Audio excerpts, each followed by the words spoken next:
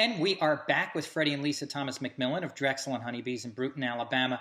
What are some of your favorite things to cook in the restaurant?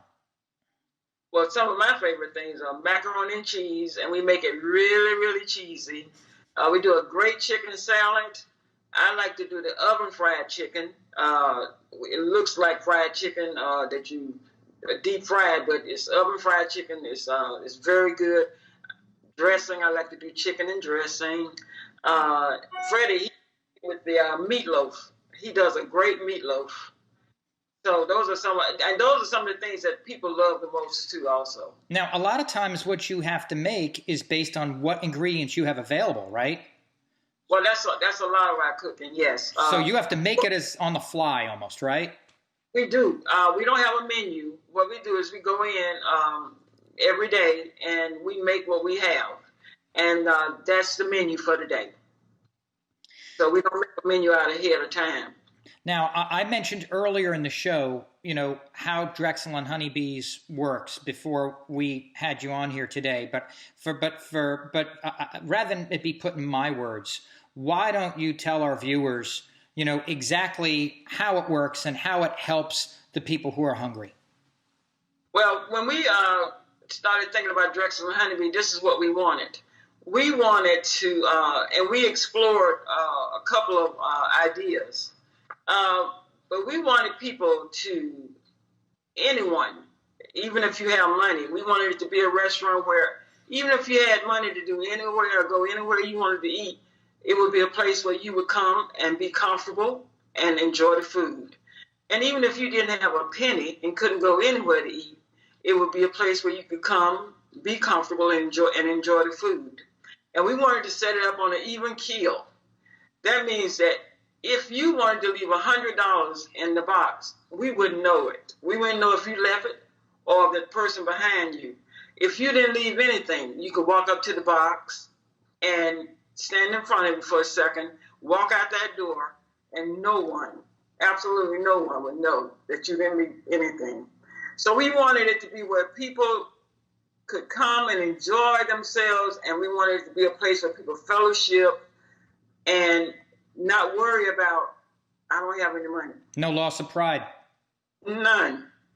Because really and truthfully, we fixed it where we don't give out change. We don't have any place in there where we give out money. When people ask us for change, we tell them we don't have any. Well, they might say, well, I have $100. Well, you come back when you have some change, or I hope you enjoyed the meal. Now, does one of you do more of the cooking inside the restaurant, or is it pretty equivalent, or how does that work? It's pretty equal. We both enjoy it, and we both enjoy when people tell us that they enjoy the food, because that's very important to us for people to enjoy the food. And and we both feed off of each other. We'll test each other's food, and we'll feed off of each other about how good it is. So we get a lot of fun out of it. My wife never uses a recipe. She always just, whatever she does it by feel. And things come out great. And everybody always goes, well, how do you consistently, no matter what you do, make this stuff come out great? She always says the same thing. She says, because I prepare it with love. Right. She's right. She's absolutely right. Because a lot of times we don't use recipes, but we just kind of feel it out. I do a bread pudding. Mm-hmm. And people ask me, what is the recipe to the bread pudding? I go, I don't have a recipe. They say, well, how much nutmeg? I said, I just put some nutmeg in there. What feels right? Whatever feels right, right? Right. Where did the slogan "Feed the Need" come from? Well, because we wanted a slogan that fit what we do. We not only feed people, through food, we feed other needs. If we find that someone in the community is going through something, we pride ourselves on helping them. Mm-hmm. We feed other situations. It's not only feeding people. We try to branch off into other things, because people are suffering through a lot of different things now, and we feel that feeding people is important, but also there are other needs that people have, and we try to help solve them. I read in an interview at one point that you had said that hunger is a lonely feeling. What did you mean by that? Well, at one time I was hungry, and when I was hungry, it was the loneliest feeling of my life. It was just lonely to not have anything to eat, and it was just a lonely time for me. And I learned then that hunger is just a lonely feeling, to be hungry, and if you ever go through that, you don't want anybody else to have to go through it. And does that give you a feeling, an ability to associate with some of the people who come in to Drexel and Honeybees? Absolutely, absolutely. It gives you that level of that empathy. Right. Now, it's obvious that you see hunger and nutrition as a big need in our communities. When you hear the stories of your customers, especially the more needy ones, do you find any commonalities, anything in common or consistent with all of them, any consistent problems? I think what's going on is a lot of people, like I said, the high cost of medicine and having to make that choice, because most of them are elderly people. So when they have to make that choice between food and medicine. Medicine will win, and they go like in the food department. Because a lot of people have to make a choice between what they put on their table and what they spend to keep the household going.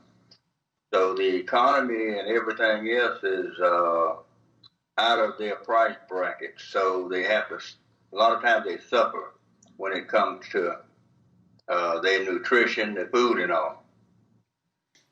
That's the best feeling in the world, to see a happy family or a happy person leaving the restaurant knowing that they're not going hungry that day. Now, so that's what I try to do every day. You guys are open primarily lunches, right? But are you guys doing a Friday night thing too now? I thought I heard. No, we're not doing. We were at one time, but we're not doing the Friday night thing anymore. Got it. And I'm going to guess that has something to do with the whole COVID thing. Now, if someone told you that they wanted to try to do this same thing in their hometown, what advice would you give them? I would tell them it's very possible to do it. The only thing I would tell them is money definitely, absolutely cannot be the first thing on your mind. It's the making. It has to be the last. So the first thing on your mind, if you wanted to do something like this, is you really want to feed people and contribute to the community, because money definitely, if there's something that's on your mind that you want to make, I would say no, you need to do something else. In fact, you guys actually do have to rely somewhat on contributions from local farmers and other people in the community to provide you with some of the food at times, correct? Right. We have been very fortunate. We have been getting a lot of fresh vegetables and tomatoes, squash, and stuff like that. We have been very fortunate. And people bring it to us, and they're happy to bring it, and they are contributing to what we are doing. So when we say we have a restaurant and we feed the hungry, when we say we mean everybody involved, not just us, because there's a lot more people involved than we are. The people who contribute in so many different ways. Yeah. Now, Lisa, you've got a memoir as well available at the restaurant. How can people go about getting a copy if they're not, say, in Bruton and not able to come by? It's on Amazon. Just go to Amazon, and it's called Living Fulfilled, The Infectious Joy of Serving Others. And they can pick it up at Amazon. Okay. And what we'll do is we'll put that on the screen for people so that they can see that when the show comes on.